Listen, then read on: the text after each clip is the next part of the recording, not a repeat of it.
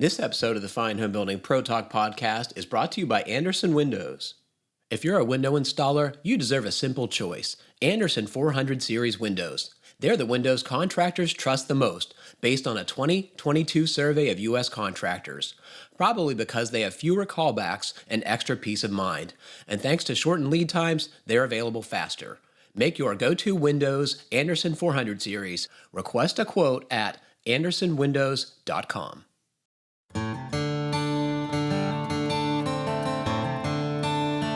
For my generation, not to get stuck in the, you need to go to school to become a doctor, a lawyer, a teacher, a professional, because many of the folks in the trades are just as professional as anybody else. And just because we get our hands dirty, it's an honorable job.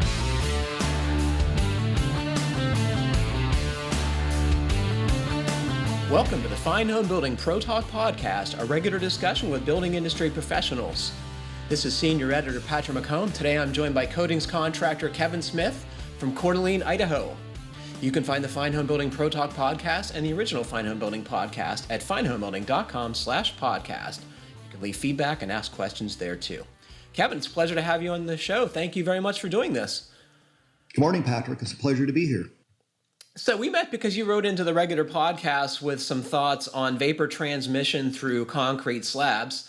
And I'm the first to admit I was fascinated by the work you do. So I wanted to ask you about it on Pro Talk. Thanks for doing this. You're very welcome. Can you please tell me about your business and how you got started in this work?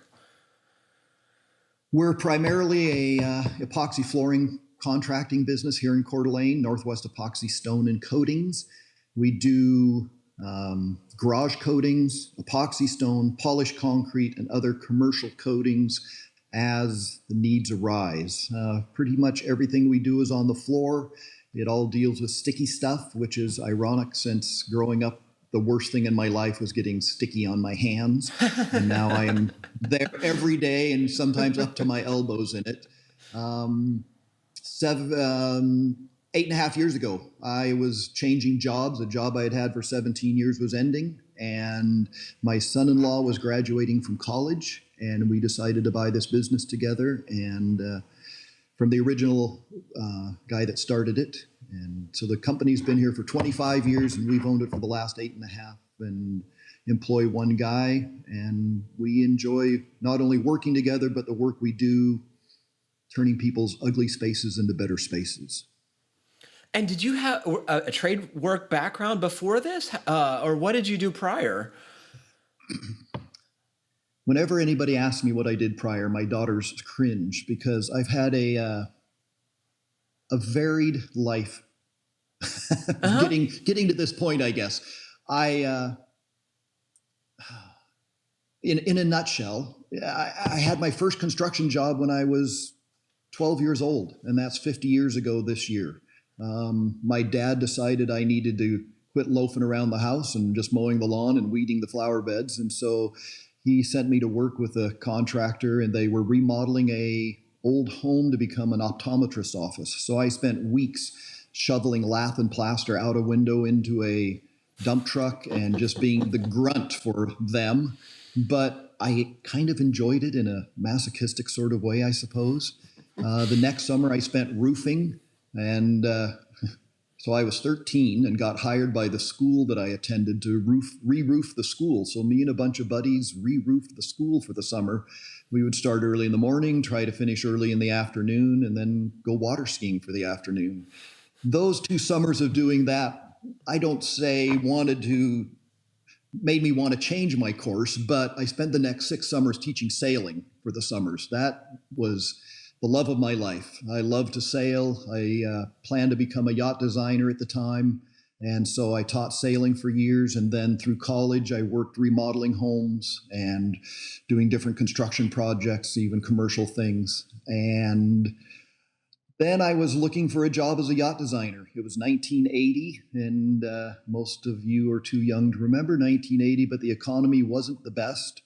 And so I went back to school and got a degree in computer programming, thinking, the computers are the wave of the future. They're going to make our life easier. They're going to eliminate paper and all those things. We all know how that turned out. By this time, I had married my high school sweetheart, and she was from a little town up on the coast of British Columbia called Bella Coola, BC. And we moved up there. I wasn't sure what I was going to do. There was a logging company that was looking at computerizing some of their things, and I had talked to them and a few other places. We moved up there. I ended up starting to teach in one of the local high schools. And I taught computers to the kids, oddly enough. And a few years later, I was teaching drafting and consumer ed. And about 3 years after I started teaching, I was the high school principal. Spent 7 more years doing that. And then I left that because the stress of dealing with the parents got the better of me. I could have stayed there forever with my students, but dealing with politics and the stress of parents was too much. So I quit, and I already had a side job. A partner and I, we had all sorts of little businesses that we did. Bella Coola was a town of, 2,500 people in a valley, 50 miles long, 3 to 5 miles wide. Very few trades involved there. There was an electrician and there was an HVAC guy, and that was about it. There was one contractor. So we did remodeling, we did whatever somebody needed done, and our company was called AFAB Services, anything for a buck. We painted, clever name, I know. We painted, we did construction, we did some new construction, we did some remodels. We had a freight boat, and I was a licensed captain, and I hauled groceries out to floating logging camps. Whatever somebody wanted done, and there was nobody in the valley to do it, we would do. During that time, I also built, mostly while I was teaching, I built my forever house because I planned to live there forever. I would work evenings and weekends on it. Some certain challenges being in such a remote spot. The nearest ready mix plant was 300 miles away, so that was out of the question. Wow. We excavated and formed, and we poured 3 successive Sundays, each time mixing approximately 20 yards of mud in a 5th yard mixer at a time and wheelbarrowing it into the forms, and probably lost some friends over that because it was dirty, ugly, hard work, but the foundation and the basement and everything got poured, and I did everything in the wrong order. It was a great learning experience. Other than hanging the drywall and laying the carpet, pretty much everything else I did myself. And learned many things, and sometimes would sit there, and of course, pre-internet days and pre the University of YouTube, you had to figure things out on your own. And I had a few books, and I can remember sitting there some Sunday mornings just looking at, knowing I need to get this project accomplished and having no idea how I was going to do it. But it turned out great. There's still friends of mine living in it. No complaints. It was a great experience. After a number of years. With all the different things you've done, why coatings? How did you get there? That's, Well, so how did I got there? So after we left Bella Coola, I moved to a summer camp down here outside of Coeur d'Alene, spent 17 years as the maintenance director. And then the camp decided that in order to save money, they would not do maintenance. Well, no need for a maintenance director if there's no maintenance being done. So I was looking for something to do, and a contractor friend of mine says, "Hey, I know a guy that wants to sell his coatings business." And so I got a hold of my son-in-law, who was about to graduate from college with a degree in business. He had worked for me, well, he wasn't my son-in-law at the time, but he had worked for me for the 4 preceding summers doing maintenance at the camp. And I got a hold of him after I asked my daughter if it was okay to ask him, and then asked him to be my business partner. And so we bought the business together 8.5 years ago, and off and running. So it was a circuitous route to get here. So it's just the two of you? Yeah. We have one employee who had worked for the previous owner, and so we asked him to stay on with us. We find that a 3-man crew is a great size. We do all the coatings that we do up to about 5,000 square feet. We're comfortable doing with the 3 of us. And, we are in a winter climate here, and things do slow down a bit in the winter times. And so we've talked about expanding, but, if I spent more time in the office and we hired somebody to replace me, you have to essentially go to a second crew but then you'd probably be laying off most of those people in the wintertime. And so we've just kept it small. We're all pretty much perfectionists, work well together, get along, and have a good time and enjoy our work. You sent me some photos last night of your projects, and I spent some time looking at your website. It looks to me like there are two coating systems you use primarily. Can you describe what they are and what they look like to listeners? Sure. We do a lot of garage epoxy coatings. Most people will be familiar with the look of, an epoxy garage with the flakes. We pride ourselves on doing a great job. We pride ourselves on superior prep.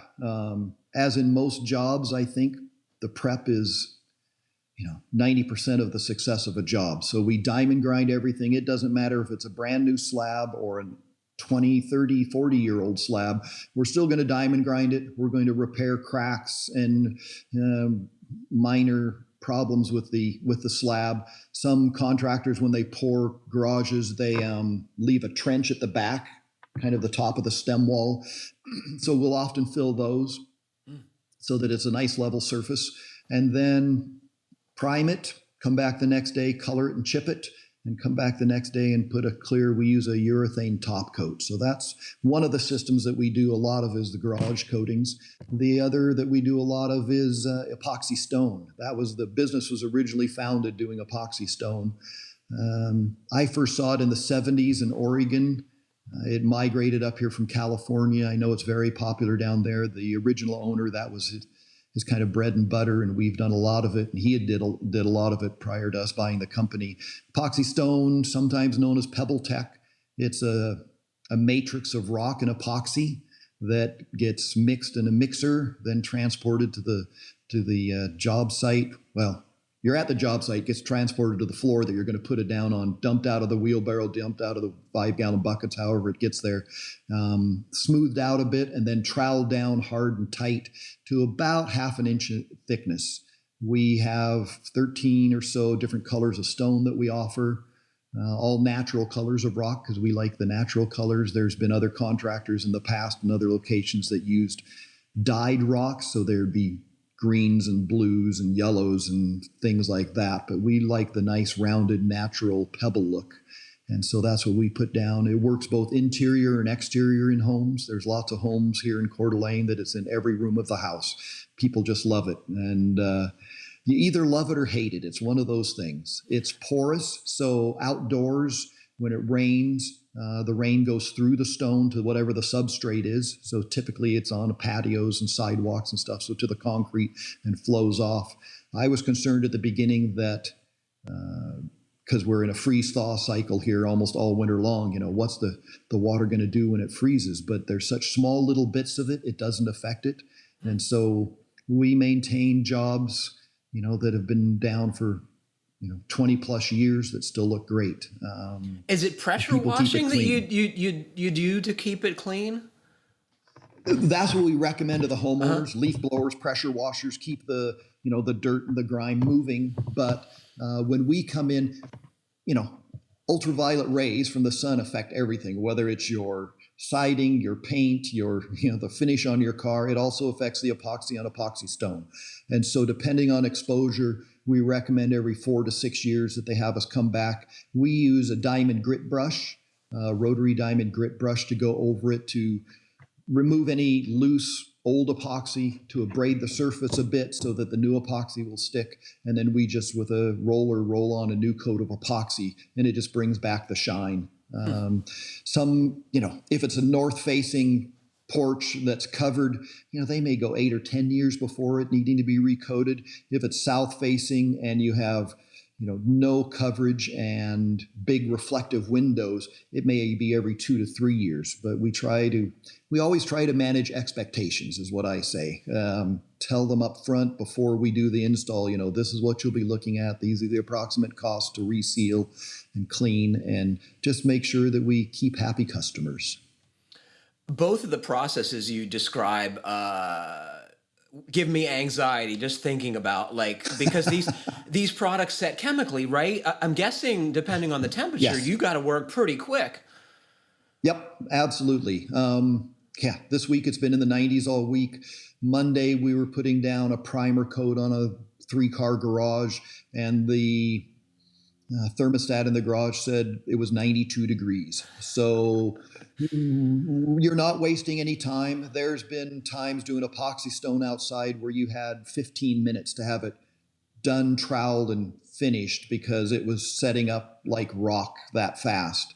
Epoxy is an interesting thing. Not so much the rock epoxy as because it's just going to set up. The warmer the temperature, the faster the set. Garage epoxies and other epoxies that you mix, you have to know what you're working with. Some have a long pot life, but as soon as you pour them out, they start to cure up. Others have no pot life because they're in such mass, but you can pour them out on the floor and they last a long time.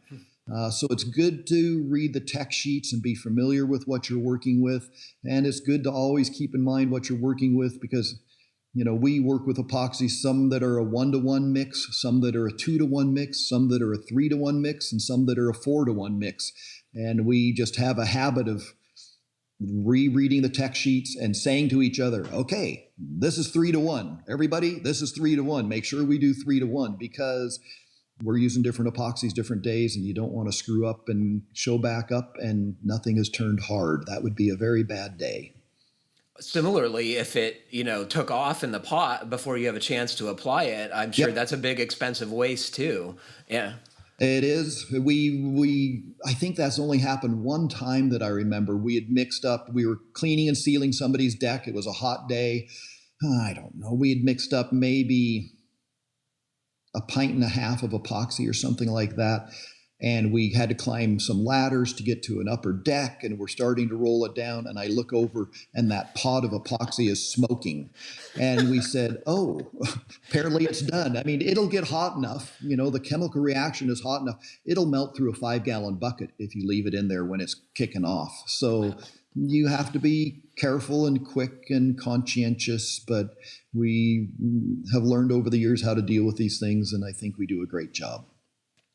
Can you talk about the prep work a little bit? You mentioned you grind everything. To me, that sounds heinous, loud, dusty, horrible. Am I right? Sure. I try not to think of that, but yes, all those words probably apply to it. So typically like a garage. So we'll show up whatever morning that we're starting. We unload the trailer. We have a big walk behind diamond grinder. It's not the loudest part, but it is the heaviest part. It probably weighs 900 pounds, but it has planetary action of 3 heads going on underneath it.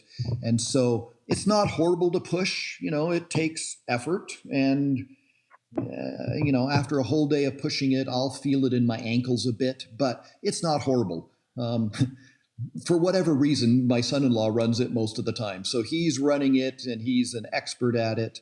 The loudest part of the process is there's a 3-phase vacuum that's connected to it. Huge, big vacuum that, 6 feet tall, maybe 6.5 feet tall, 4 feet long, and a couple feet wide that is connected to the large grinder. And so most of the noise that you hear is that vacuum. But because of that vacuum, we essentially have no dust in the air or anything like that. We also have 2 smaller vacuums that either hook up to hand grinders when we're doing edges and corners or to other smaller grinders. And we all kind of just know our roles. We can all fill in for the other one if somebody had the day off or something like that. But typically, my son-in-law Trevor is grinding the field.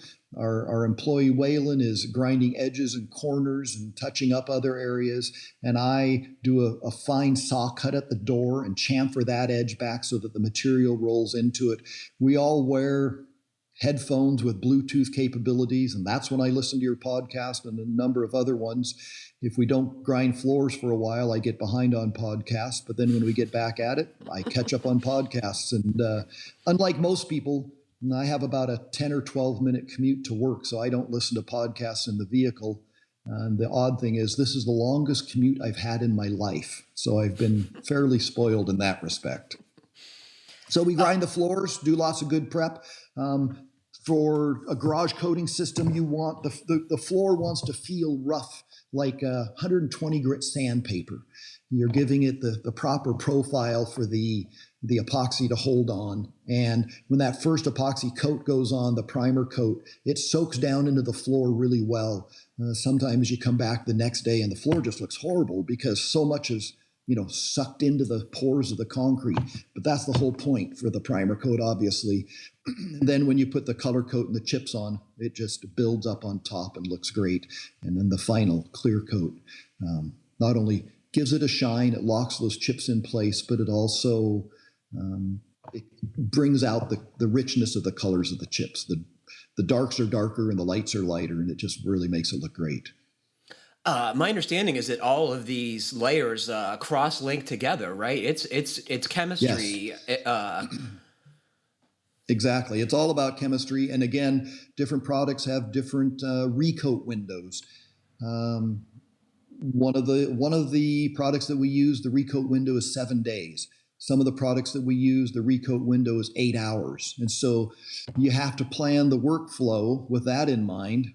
If it's 7 days, no big deal. You could, put a coat on a Friday and still come back on a Monday.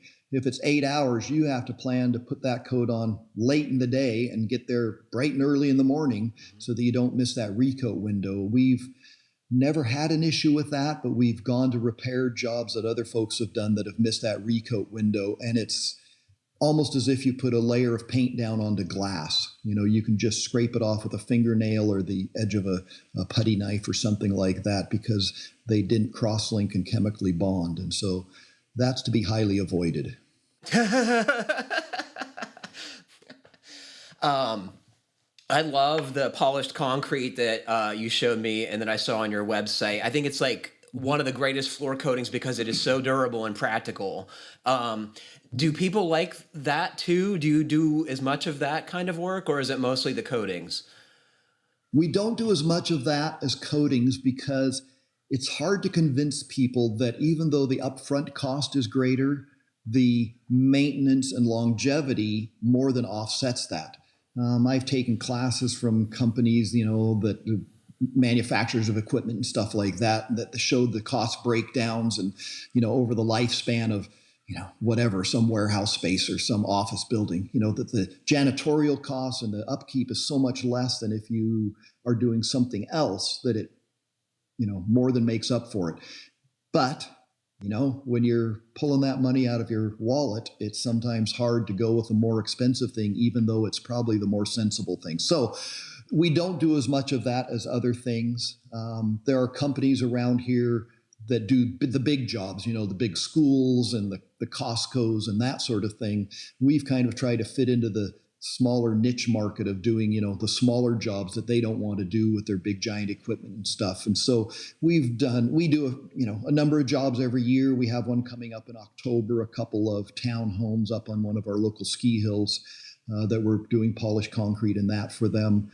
And again, it's just driven by demand. Happy to do it. We've done a job as small as, I think the smallest we did was like 36 square feet. The cost per square foot was really high because it took a day to do it because you couldn't use big equipment and stuff like that. But, it was landings on a stairway in a commercial building, and that's what the architect wanted. We've done churches, garages. There's an aircraft manufacturer up in Sandpoint, Quest Aviation. We've done areas for them. So happy to do it. Just it doesn't fill up much of our time. I suspect your work at least occasionally brings you in contact with other contractors. What do they say about finding enough people to do construction work in the area? It's tough. It's tough right now and has been for the last year or two, I would say. I was talking to a contractor last week who told me that he's actually scaled back to just doing remodels and smaller jobs that him and his brother and one other employee can self-perform because they can't find subcontractors to work for them because it's just too difficult. Coeur d'Alene, a year ago, I think, in one of the big financial magazines was the fastest growing place in the U.S. We are feeling the pinch, especially in affordable housing. The median price of homes here in Coeur d'Alene was announced a week or two ago. I think it was $569,000. Oh my! that's, that's out of reach of most of us, and certainly out of, the bottom end of the labor pool. And, it's very, very tough. Inflation's hitting all of us. The housing costs are hitting everybody. It's not unusual to find somebody who bought a house 8 to 10 years ago and the house has tripled in value in those years. So can I guess you're getting a big influx of folks from California and other places like a lot of the country yes. is? Yeah. Yeah. Most of the folks moving in here are coming either from California or from Western Washington. And they often refer to themselves as political refugees, I guess, is what they say. And Idaho's a little bit more freewheeling, a little bit more open, good, bad, or otherwise, And so, a lot of folks moving in, and that's the stories that we hear from them. They want to move somewhere where they can still own their guns and still, have the rights that they appreciate. And it's, I always think it's funny. Fabulously beautiful, I would point out. I've seen the Google images. Yeah, I know. Yeah, we try not to talk about that. One of the podcasts I just listened to, you had interviewed someone and you were saying what a horrible place it was. And so that's what I'd like to say. No. Coeur d'Alene, Sandpoint, it's horrible. Nobody would want to live here. But the reality is beautiful. People think Idaho, they think potatoes. That's 8 hours south of us. We're in the foothills of the Rockies, mountains, lakes, rivers, ski hills. I think we have 4 ski hills within like an hour and a half drive of us. There's incredible mountain glacial lakes. Lake Pend Oreille, that is just north of us here, is one of the deepest lakes in the U.S. It's so deep that the U.S. Navy has a base there for testing sonar systems and stuff because of the deep water. Schweitzer Mountain up out of Sandpoint's a world-class ski area. It is, we moved here 25 years ago, and it's been a wonderful place to live and raise our daughters. But talking about folks moving up here from south, I always laugh because it seems like so many folks that we interact with, moved up here from California and stuff like that. I moved south to get here. I came here from Canada. And so it's always funny to me that, they're all moving north and I moved south, but we all ended up in the same place. I never knew I wanted to visit there until I saw the photographs, and then I was like, "Oh, of course, now I need to go there." Can you describe a typical day of your work? I'm guessing you're doing both prep, application, and looking at jobs probably every day, owing to the kind of timeliness of the steps, right? Yep, you're exactly right. Often a new job will start on a Monday just because it's nice to start a new job on a Monday. And so this week, we spent grinding and prepping and priming a floor over in Spokane. Spokane, Washington is the nearest larger center to us. It's about 20 miles away. And so we do a lot of work over in that area as well. So, Trevor, my son-in-law, and we show up at the office typically a little after 7 in the morning, spend an hour doing business, returning emails, making a list of phone calls that I need to make during the day and that sort of thing. And then our worker Waylon comes in and we load up the trailer and head off to the job, spend the day grinding, prepping, doing all those things. Usually during the day when the action isn't quite as frantic, I will sneak away for half an hour or so to make phone calls from the front seat of the truck. I hate calling people before 8 a.m. and we usually try to leave about 8 a.m. And so I call them at a more reasonable hour and touch base with them and make appointments for visits and answer questions and all those sorts of things.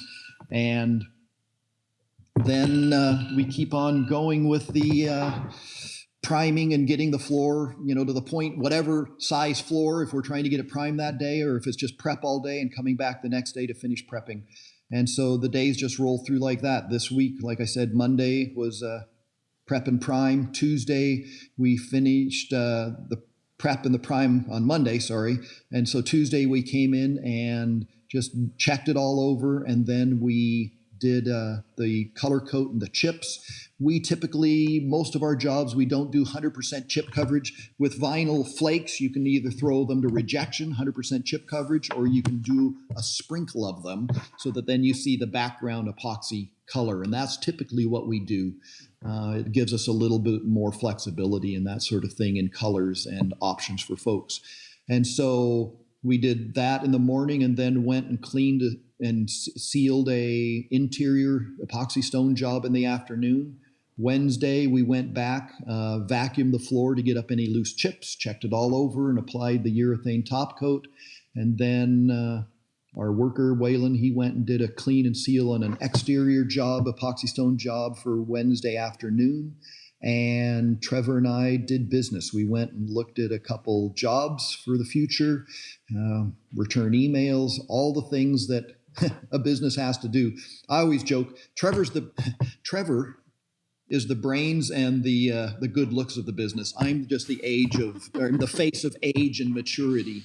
And so I do the front end stuff a lot. I talk to people on the phones. I return the emails. I do all that sort of stuff. He pretty much runs the business, and I am thankful that he does.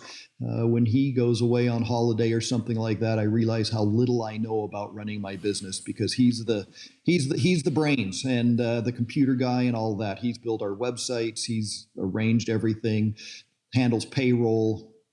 Yeah, I do a little bit of talking at the front end, and the rest is up to him.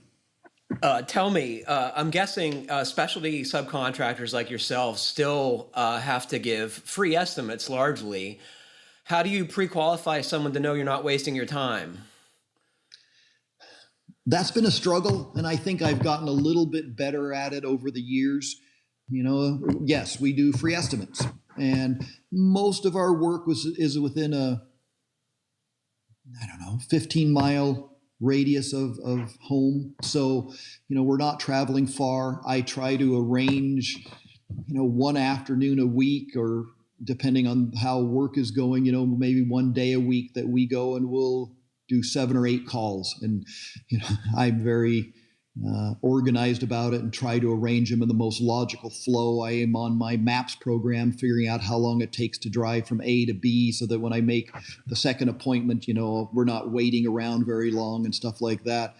But more and more in the last few years, when somebody's written in that's, I don't want to say sounds like a tire kicker, but they seem less committed, I'll ask them to send me photos of the site, give me some dimensions so that I can give them ballpark numbers before we drive half an hour to discover, I want a $10,000 job, but I only want to pay $2,000 for it. Yeah. So that's helped a lot, and particularly helped with jobs that are further away. I mean, we try to always sleep at home at night. We've done a few jobs. We did a job over in near Kalispell, Montana, and we've done some down in Lewiston, Idaho, that we'll spend a night or 3 in a hotel. But it's nice if somebody down there has a job. Sure, send me the photos, because I don't want to drive 2 hours each way just to discover that you didn't want it really done. This is my favorite part of the show, and I know you're a DIYer, so this is even better. So can you tell me about your own house? Is it the one you bought when you first moved there? No. When I first moved here 25 years ago, I wish I had bought a house. I wish I had bought 5 houses. I could retire now if I had. And I'm sure everybody in every age, as prices go up, think, if only I had bought when. And we were talking about that the other day. So no, when I worked at the summer camp, housing was included in that. I had to pay rent, but I had to live on site at the camp. So let me tell you, raising your children at a summer camp is a wonderful experience. If you ever have that opportunity, it's just, it was great. The summers, there's 90 staff that are just the cream of the crop of the teenagers and college kids that you can imagine that adopt your children. And I have 2 daughters, and they helped raise them. But no, when that job ended, we bought this house after about 9 months of living in a rental, because even then, 8.5, 9 years ago, it was hard to find affordable housing in Coeur d'Alene. So we bought this 8 years ago. I redid all the interior before we moved in.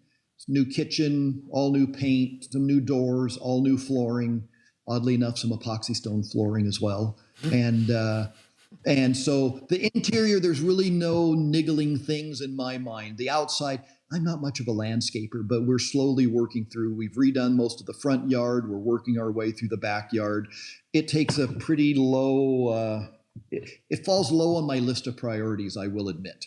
I am a DIYer. There's nothing from from roofing to foundations, electrical to plumbing that I haven't worked at professionally at some time in my life. And so I can handle most things. My son-in-law, Trevor, is about the same. And so when he and my daughter were getting married, they bought a home. And suffice it to say, there's not a surface from the roof to the foundation that hasn't been redone by us over the last 5 years. And so Trevor has done far more work than I have. Don't get me wrong. He's the motivated one, but there are many times that I go there and help him work on projects just to lend a supporting set of hands in the face of experience. Lately, I've been thinking a lot about how, especially young people get introduced to trade work. You had, admittedly, an exceptional experience doing roofing as a teenager on your school. I'm guessing that was pretty formative. What do you say to parents or adults who have the chance to introduce the joy and pain of working with your hands? Man, I do. I mean, there's nothing to be lost by it. My older daughter, she went off to school and studied architecture and got her master's in architecture. She is a mother of 2 toddlers at the moment and is not working in architecture, but she loved it. I wish we had a conversation. She was just down visiting last week. She lives up in Alaska. And she was visiting last week and she said, I don't know if I'll go back to it because I enjoyed the social and the collegial atmosphere of taking it in school, but I maybe wish that I would have done something else. And so there's nothing to be lost by trying out the trades. And if you don't like it, you don't have to do it. But if you don't try it, you'll never know. When neither of my parents had gone to college. My dad had got a, accounting certificate and was an accountant. My mom, back in the 50s, you went somewhere to nurses training, but it wasn't really college, and she was a nurse. So there was really never an option for my sister and I, but to go to college because the next generation is supposed to do better than the generation before. So in discussions at home, there was never, do you think you want to go to college? It was just, after high school, you're going to college. This is just what you do. I went to college my first year and took engineering, which I loved, but I wanted to be a yacht designer and it didn't really fit. I went to college the next year and designed my own program and really wasted a lot of my parents' money. Learned things, but truly wasted their money. I, in many ways, wish that I would have just gone straight into the trades at that time. I knew lots of guys that were carpenters, friends of mine, fathers that were carpenters, guys my age that were going into construction. I wish I had gone into it back then and tried it out. And I would encourage parents,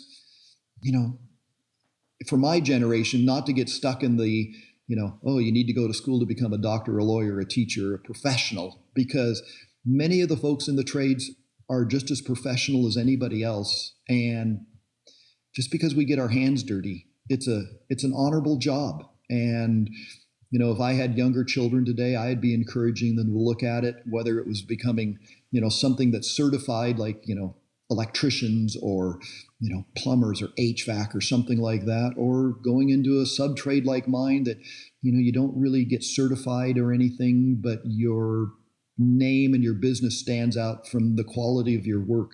I find it very rewarding. And so I would highly encourage anybody that had that opportunity to do it. It's been a pleasure talking to you, Kevin. I've really enjoyed it. And your insights into the business and people, it's been especially cool to hear. I appreciate it.